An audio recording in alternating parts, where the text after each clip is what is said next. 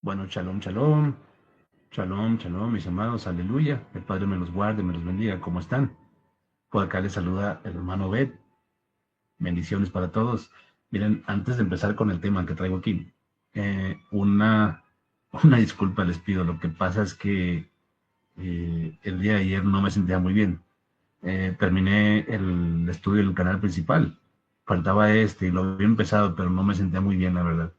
Entonces les pido me disculpen. Bueno, el tema que traigo el día de hoy pertenece a la serie del origen de las religiones, ¿no?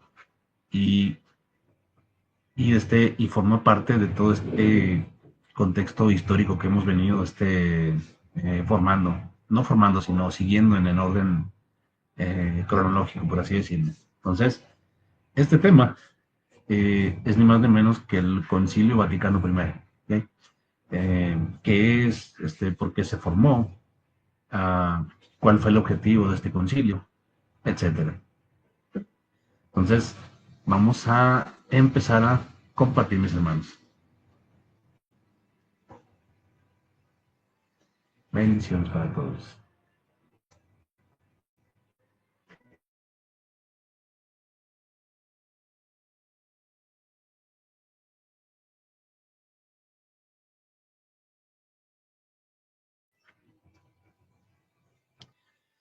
Listo, mis hermanos. Bueno, este es el material, este es el tema.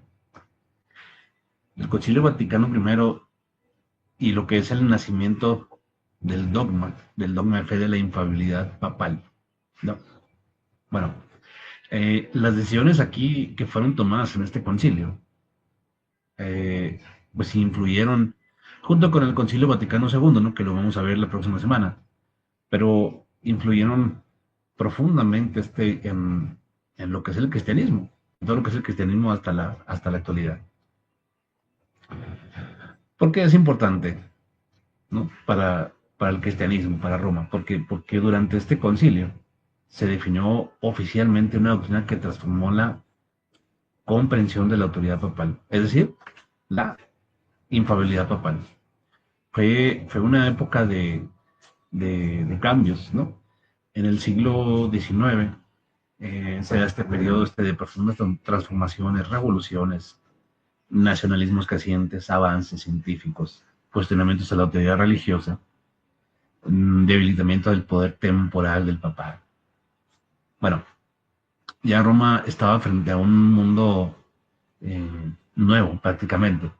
Entonces, el catolicismo o la Iglesia Católica enfrentaba grandes desafíos y muchos de los líderes eclesiásticos consideraban que era necesario reforzar la autoridad del Papa frente a los cambios que estaban sacudiendo Europa.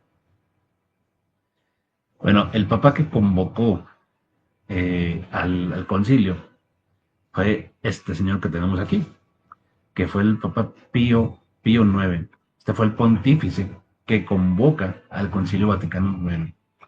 Y el pontificado él sería el más largo de la historia moderna hasta el momento, hasta la actualidad. Entonces, durante este concilio se debatieron cosas como, es decir, preguntas como si el Papa podía equivocarse, cuál era el límite de su autoridad, que si tenía autoridad suprema sobre toda la iglesia, ¿no? Entonces, el tema central o los puntos centrales de este tema que estamos tratando hoy, que se van a estar analizando, por supuesto, antecedentes en lo histórico, debates conciliares, definición de la infalibilidad papal, sus consecuencias doctrinales y su relación con las escrituras. Entonces, el Concilio Vaticano I no solamente define una doctrina, sino que redefine la manera en que millones de personas entenderían la autoridad espiritual.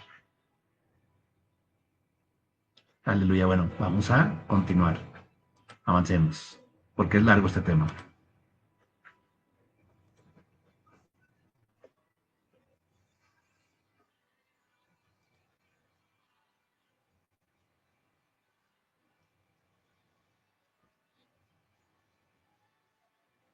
Bueno, ahí como vemos en esta imagen, ya era un mundo que estaba enfrentando una transformación. Cuando comenzó el siglo XIX, Europa estaba cambiando muy rápidamente y las estructuras políticas, sociales, religiosas que habían dominado durante siglos comenzaron a ser cuestionadas. Entonces, ¿cómo impacta la Revolución Francesa? Bueno, eso dejó una huella profunda y se promovieron ideas como la libertad, la igualdad, la soberanía popular y separación entre iglesia y Estado. Y estas ideas, por supuesto, le preocupaban a Roma profundamente. Entonces, nuevos movimientos buscaban unificar territorios y crear estados nacionales, entre ellos Alemania e Italia. Y estos movimientos amenazaban al poder temporal que el papado había ejercido durante siglos. Ahora, Europa también experimentaba cambios económicos sin precedentes, crecimiento de las ciudades, desarrollo tecnológico, expansión del comercio, nuevas clases sociales. El mundo se estaba modernizando rápidamente. Cada vez más intelectuales defendían una sociedad menos dependiente de la autoridad religiosa y la influencia de la Iglesia comenzó a disminuir en muchos sectores de la vida pública, perdón. Entonces, la Iglesia Católica empezó a enfrentar preguntas difíciles. ¿Cómo responder a la modernidad? ¿Cómo la autoridad? ¿Y cómo se iban a enfrentar a las nuevas ideologías? Por primera vez, perdón, en muchos siglos, el papado se estaba viendo amenazada tanto su autoridad espiritual como su poder político. Y la situación exigía una respuesta. Entonces, esto empezó a preparar el camino para este concilio, el que vamos a hablar hoy. Esta propuesta se convertiría en uno de los temas centrales del futuro Concilio Vaticano I. Entonces, antes de avanzar, mientras Europa cambiaba a una velocidad sin precedentes, Roma buscó una manera de preservar su influencia en un mundo cada vez más diferente al de siglos anteriores. Tremendo. Entonces, como hemos venido viendo en los temas anteriores, Roma, cuando empezó a ganar poder y a consolidarse como la Iglesia Católica, vemos que nunca se ha quedado con las manos cruzadas. ¿Mm? Vamos a continuar.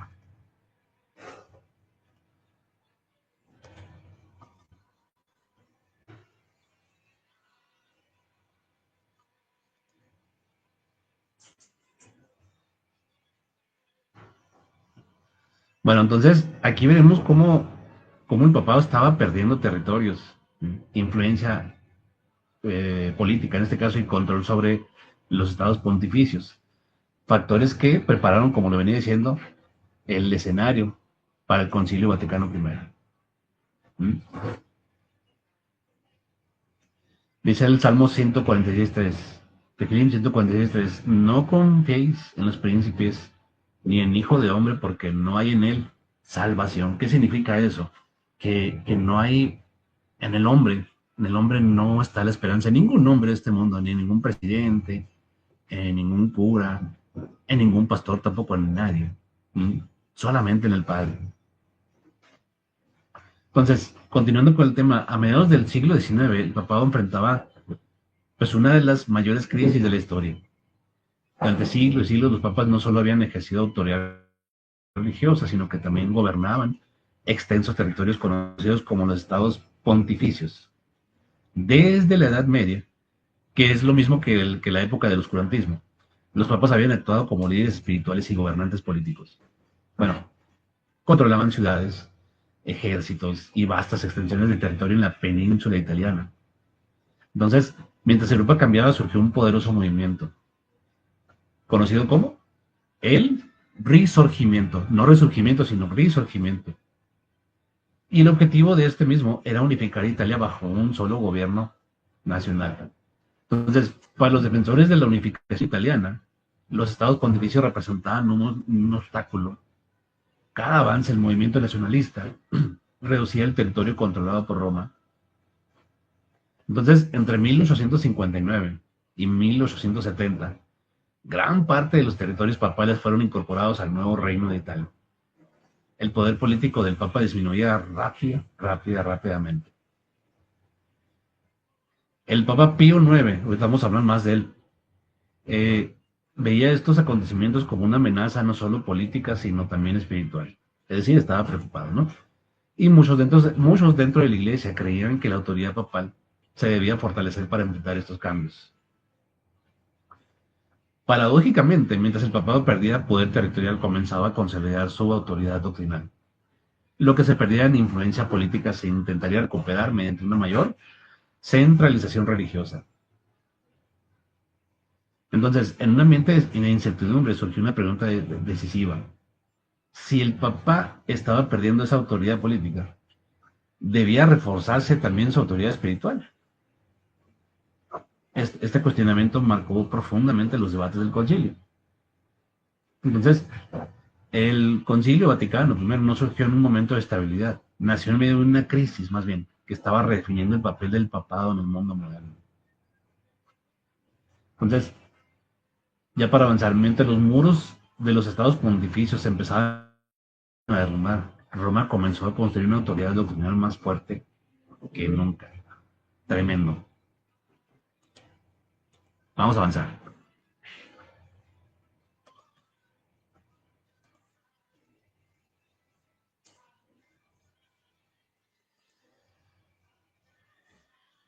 Vamos a hablar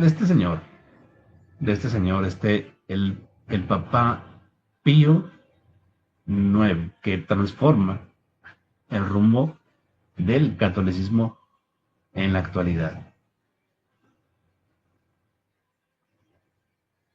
Bueno, su pontificado fue bastante largo, duró entre el año 1846 y el año 1878.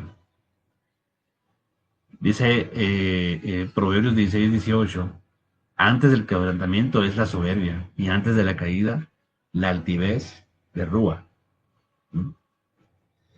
¿Quién era él? Bueno, recordemos que a los papas les cambian el nombre con el que ellos nacen, ¿no?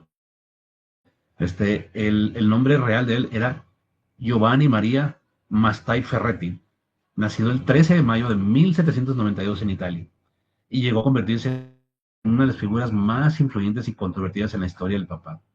Ahora, en el año 1846 fue elegido como el papa número 255 de Roma.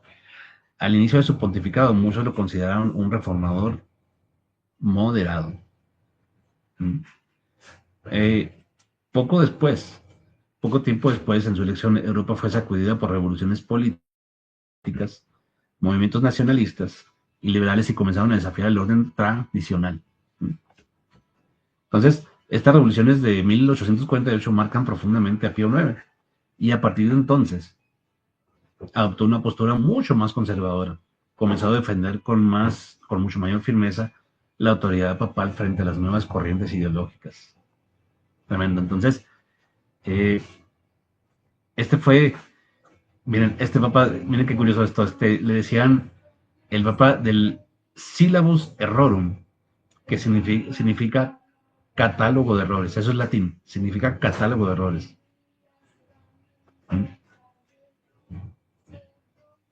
Entonces, en este documento que él publica, él condena numerosas ideas modernas, entre ellos el secularismo, el racionalismo, el liberalismo religioso y la separación absoluta entre iglesia y Estado.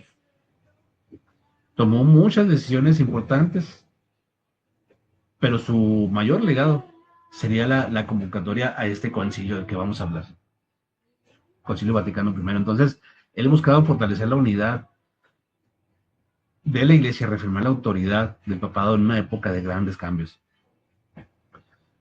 Bajo su liderazgo se debatió y finalmente se aprobó la doctrina de la infalibilidad papal, una decisión que transformaría profundamente la estructura doctrinal del catolicismo. Como lo venía diciendo, duró más de 31 años, 32 para ser exacto, fue el más largo de la historia hasta ese momento, y durante ese tiempo se presenció revoluciones, guerras, la unificación italiana, pérdida de los estados y el concilio. Entonces, mientras Europa cuestionaba toda autoridad tradicional, Pío IX respondió fortaleciendo como nunca antes la autoridad del papado. Tremendo. Entonces vamos a hablar un poquito de esta pérdida de los estados pontificios. Vamos a avanzar.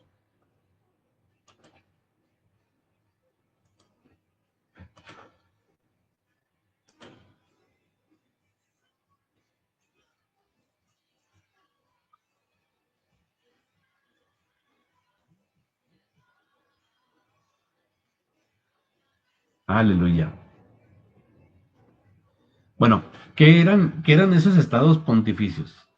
Durante más de 1000 años, los papas no solo ejercieron la autoridad religiosa, también gobernaron extensos territorios en el centro de Italia.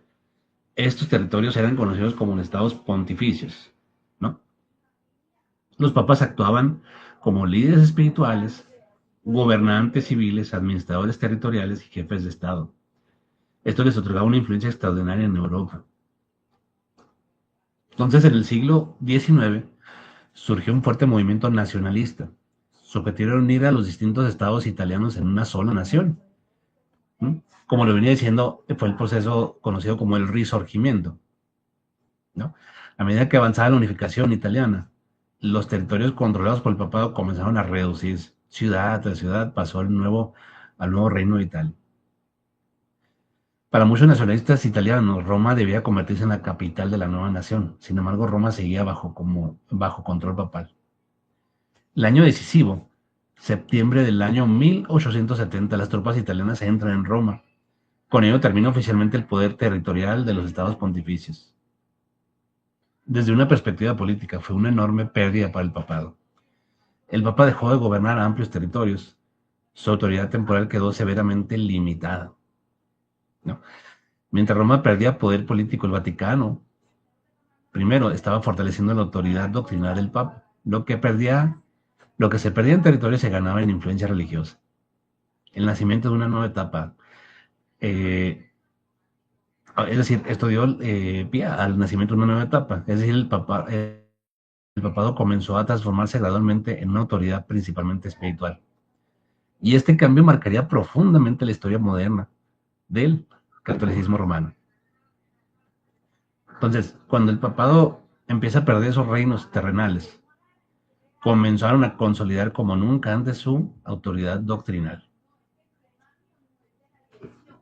Bendito Padre, vamos a seguir. Vamos a avanzar, mis hermanos.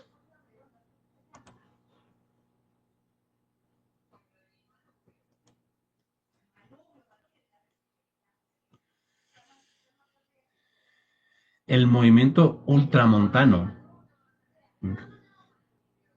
una corriente que impulsó el fortalecimiento del, del poder papal.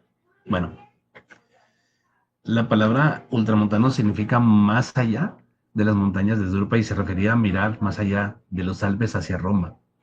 ¿Mm? Entonces, este Papa Pío IX favoreció ampliamente esta corriente y su liderazgo ayudó a preparar el ambiente que conduciría al debate sobre la infidelidad papal. La pregunta comenzaba a tomar fuerza: ¿puede el Papa equivocarse cuando define doctrinas de fe y moral? Y el montanismo, creó las condiciones para que la autoridad papal se convirtiera en el tema central del concilio. Muchos obispos y teólogos respetaban al Papa, pero tenían reservas, temían que una definición excesiva de autoridad pudiera romper el equilibrio tradicional de la Iglesia. Dice Mateo 20, del 25-26, sabéis que los gobernantes de las naciones se enseñorean de ellas, mas entre vosotros no será así. Miren cómo esto estaba ya dicho por nuestro Meles Mashiach.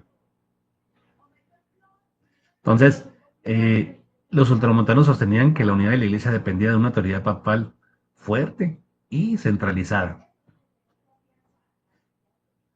Y Europa enfrentaba el liberalismo, el nacionalismo, la secularización, revoluciones políticas, como lo venía diciendo. Pero Roma responde con más autoridad para el Papa, más centralización y más obediencia a Roma. Tremendo esto. Vamos a continuar.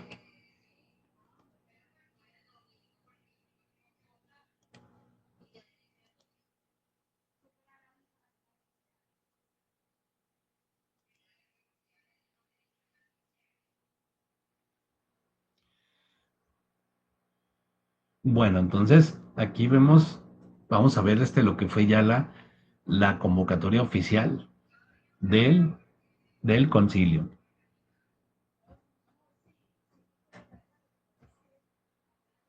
Aleluya.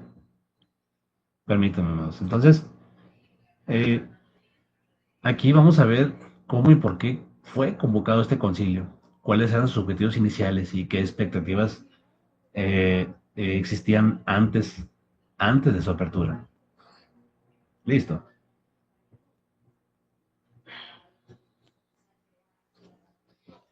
Ante los profundos cambios que sacudían Europa y al mundo, este Pío IX decide convocar este concilio ecuménico. Sería el primero en más de 3 siglos. Bueno, la llamada Bula Aeterni Patris. El 29 de julio de 1868 se publica la bula de convocatoria. Mediante este documento, el Papa invitó a los obispos de todo el mundo a reunirse en Roma. Porque, bueno, Roma buscó responder a los desafíos como el liberalismo, racionalismo, el secularismo, movimientos nacionalistas y las nuevas corrientes filosóficas. Por primera vez en la historia participan representantes provenientes de numerosos continentes y, y la Iglesia Católica mostraba su dimensión mundial, por supuesto. Muchos obispos pensaban que el concilio abordaría cuestiones doctrinales, problemas pastorales, desafíos de la modernidad en relación entre fe y razón. Sin embargo, poco a poco comenzó a sobresalir una cuestión sobre todas las demás, la autoridad del Papa. ¿Mm? La autoridad del Papa. Entonces, eh, esto fue inaugurado oficialmente el día 8 de diciembre de 1869 en una ceremonia solemne dentro de la Basílica de San Pedro. Miles de ojos fueron puestos en Roma, lo que allí se decidiera tendría consecuencias para generaciones que iban a venir después, por supuesto. Lo que comenzó como un concilio para responder a estos desafíos, ¿no? Acabaría produciendo una de las definiciones doctrinales más importantes y debatidas en la historia católica. Roma convoca un concilio para enfrentar los desafíos del mundo moderno, pero terminaría redefiniendo la autoridad del papado. Entonces dice 1 Tesalonicenses 5:21, examinadlo todo, todo, todo, todo. Retener lo bueno, por supuesto. Y hay que desechar lo que no nos sirve, lo malo. Ahora, vamos a hablar un poquito de quiénes participan en dicho concilio. Vamos a verlo aquí.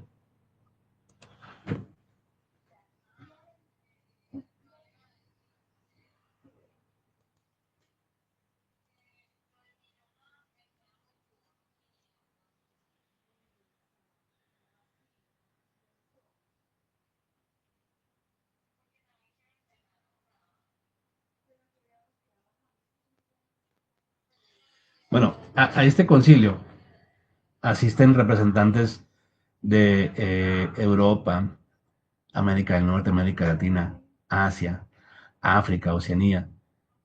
Y la Iglesia Católica mostraba cada vez más su alcance global. Aunque todos reconocían la autoridad del Papa, no existía unanimidad, sobre el alcance de esa autoridad.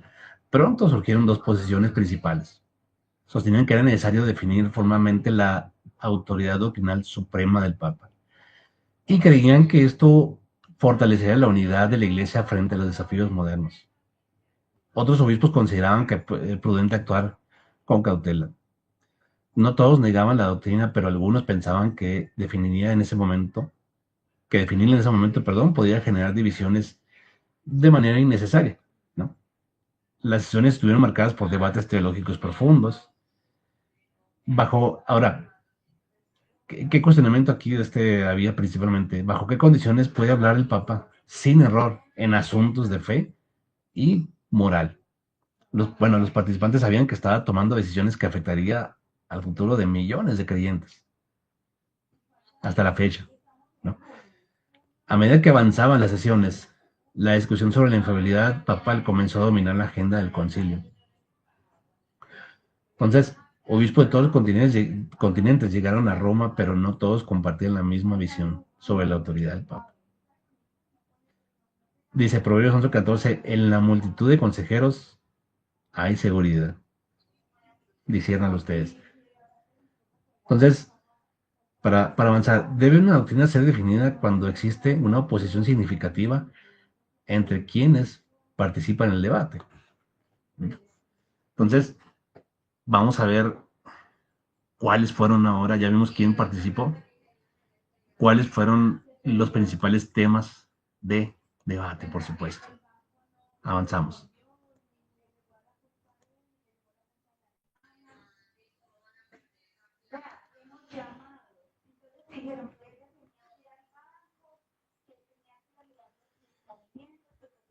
O sea, el envío fue exitoso, pero no llegó a la cuenta de ella. Terminaron los Aleluya. y ella no había llegado a ningún. Entonces, Entonces dijeron que los partidarios de la infalibilidad afirman que esta enseñanza no era una innovación, sostenían que esto estaba implícita en la historia y en la tradición de la iglesia. Roma siempre le ha dado tradición más, perdón, auge hasta la tradición de la iglesia que la escritura en sí.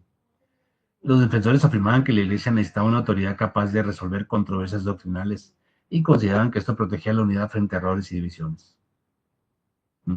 También señalaban que los papas habían desempeñado un papel importante en numerosas controversias doctrinales a lo largo de la historia.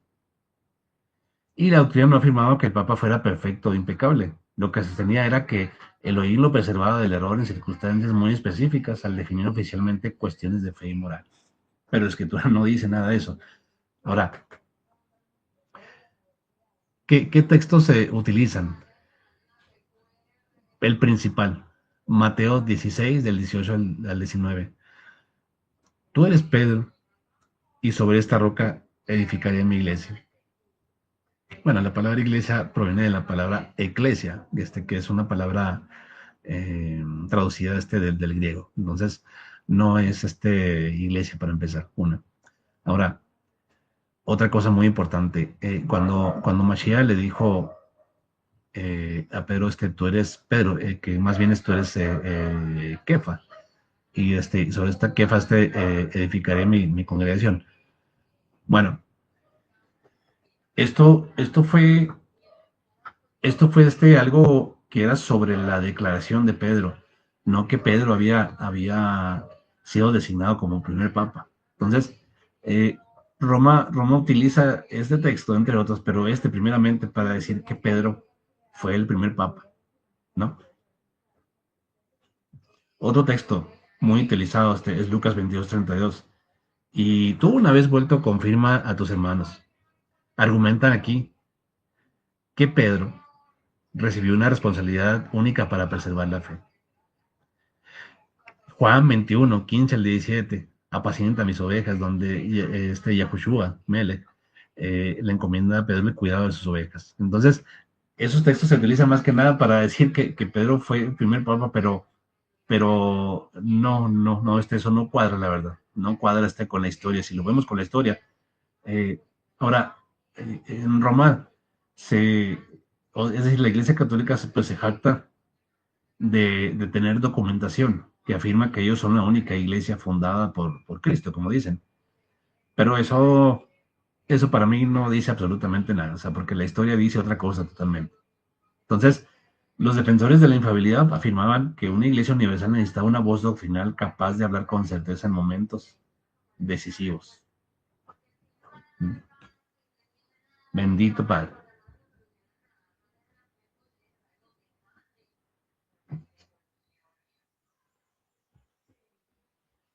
Aleluya. Bueno, vamos a continuar.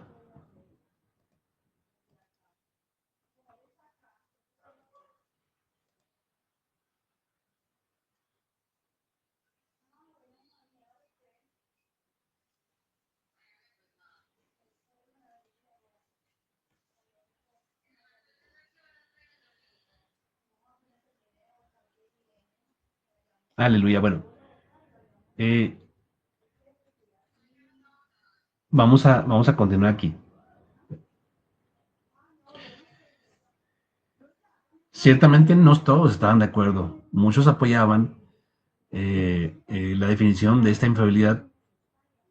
Un grupo significativo de obispos expresó serias reservas. No necesariamente rechazaban al Papa, su preocupación era doctrinal e histórica, ¿no?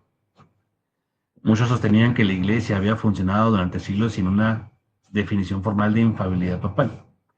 Entonces, ¿por qué definirla en ese momento? Precisamente por la pérdida territorial que estaban pasando. Ahora, varios obispos señalaban que algunos papas del pasado habían cometido errores de juicio o habían sido objeto de controversias. Temían que una definición absoluta generara problemas históricos difíciles de explicar. Y muchos recordaban que históricamente grandes decisiones doctrinales habían sido tomadas por concilios y no únicamente por un individuo. Ahora, algunos advirtieron que la nueva definición podría dificultar el diálogo con las iglesias ortodoxas, el protestantismo y otros grupos cristianos. Existía el temor de una autoridad excesivamente centrada en Roma, o sea, que la autoridad de Roma, es decir, delimitar el papel de los obispos locales. Muchos opositores afirmaban, no discutimos solamente si la doctrina es correcta, sino si es prudente definirla ahora. A medida que avanzaban las votaciones preliminares, los opositores comprendieron que probablemente no lograrían detener la definición. Entonces la discusión estaba llegando a su final, muy pronto el concilio tendría que decidir oficialmente. Aleluya. Vamos a continuar.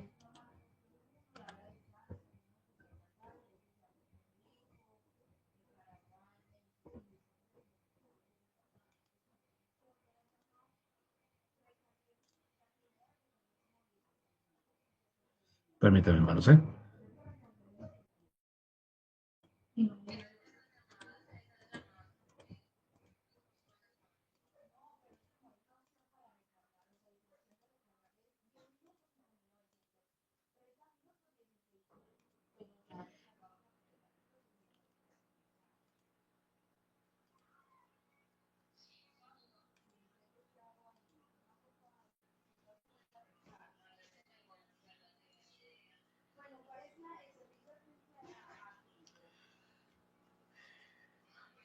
Bueno, entonces, el día que este concilio llegó a esa decisión histórica, bueno, los resultados fueron 533 a favor y 2 en contra.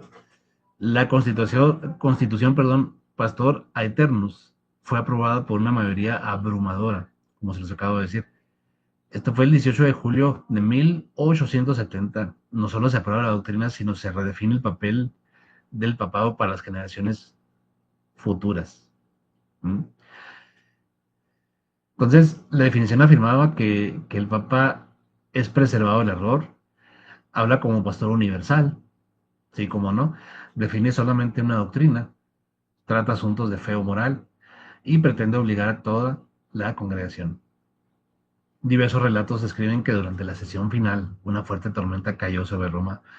Para algunos fue simple coincidencia, para otros un símbolo del momento histórico que estaban viviendo. Tremendo.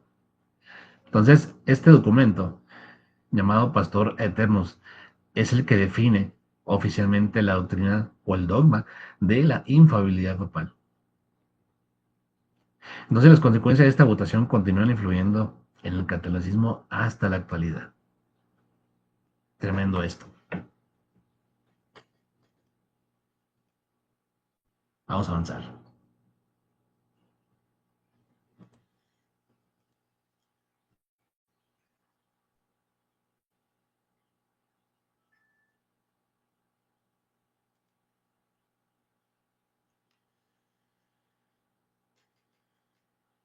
Bueno, bueno, aunque no, pues consiguió pues que esto no se diera, pero hubo argumentos en contra, que nunca fue enseñado antes de 1870.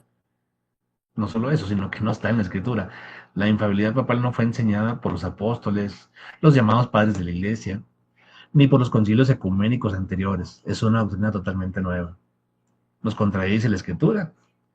La escritura enseña que todos pueden equivocarse y ahí les dejo pasajes.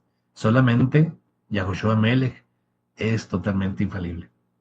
Ahora, da al Papa, perdón, una autoridad superior sobre toda la iglesia cuando la Biblia enseña que Mashiach es la cabeza, no de la iglesia, sino de las congregaciones, ¿m? O de la congregación, o de las quejilot, ¿no? La mayoría con la que fue impuesta fue algo abrumador, 533 a favor, solo 2 en contra, y muchos obispos no pudieron asistir o fueron presionados. Y esto divide totalmente vean en la actualidad cómo está dividido eh, los creyentes. O sea, el padre tiene, tiene personas, tiene remanentes que son fieles y que lo siguen con sinceridad, que están incluso aquí en el catolicismo, pero simplemente no, el padre no les ha abierto el entendimiento todavía. O si ya se les abrió, pero aún así deciden seguir en lo mismo, bueno, eso ya es peor. Entonces, efectos de esta decisión, se afirma el papado moderno, ¿no? Se consolida la figura del papa, se aleja de la escritura y se confirma un sistema jerárquico y se abren las puertas al error totalmente. Bendito Padre.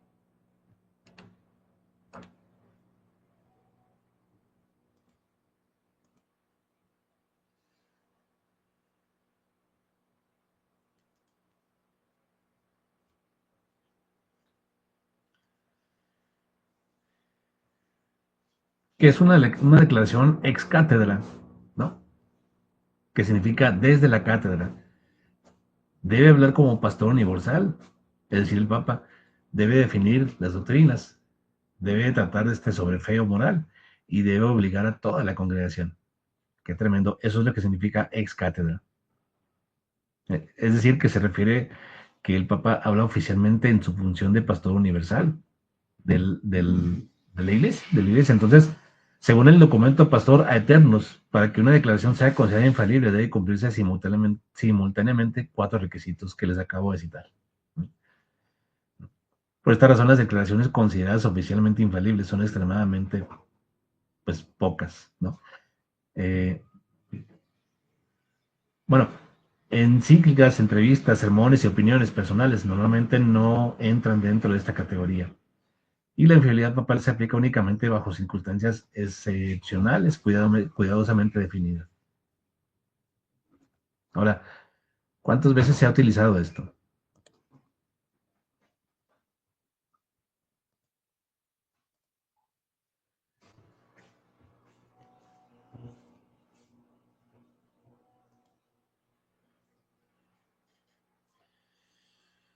Bueno, antes de continuar, miren, estos videos los he estado haciendo muy largos, muy largos. Son fascinantes, la verdad, los temas históricos, pero son muy largos. Entonces, eh, ahorita vamos a analizar hasta aquí, y vamos a continuar, la próxima semana, ¿ok? Entonces, ¿cuántas veces se ha utilizado este término de cátedra? Declaraciones es cátedra. El primer ejemplo reconoció la famosa Inmaculada Concepción, año 1854, proclamada por Pío IX mediante la bula, y disculpen la pronunciación, Ineffablis Deus, ¿no? Esta enseña que María fue preservada del pecado original desde su concepción. Segundo ejemplo conocido, la famosa Asunción de María. Esto ya fue para el año 1850, ¿no? Y proclamada por el Papa Pío XII, en este caso, mediante la Constitución. Eh, bueno, a ver si lo puedo pronunciar bien. Munifeticimus Deus, dice, esto enseña que María fue llevada al cielo en cuerpo y en alma. Aleluya. Amados, bueno, nos falta la segunda parte, la vamos a estar haciendo pronto. Vamos a dejarla hasta aquí, porque sí es poquito largo este tema. Hay que partirlo en 2 partes. El Padre me los guarde, me los bendiga. Nos estamos viendo el martes, si el Padre lo permite, por el canal principal para lo que es el podcast, ¿ok? Y la próxima semana, ya por ahí el jueves, ya estaremos viendo la segunda parte de este tema y el otro tema también. El Eterno me los guarde y me los bendiga. Shalom para todos.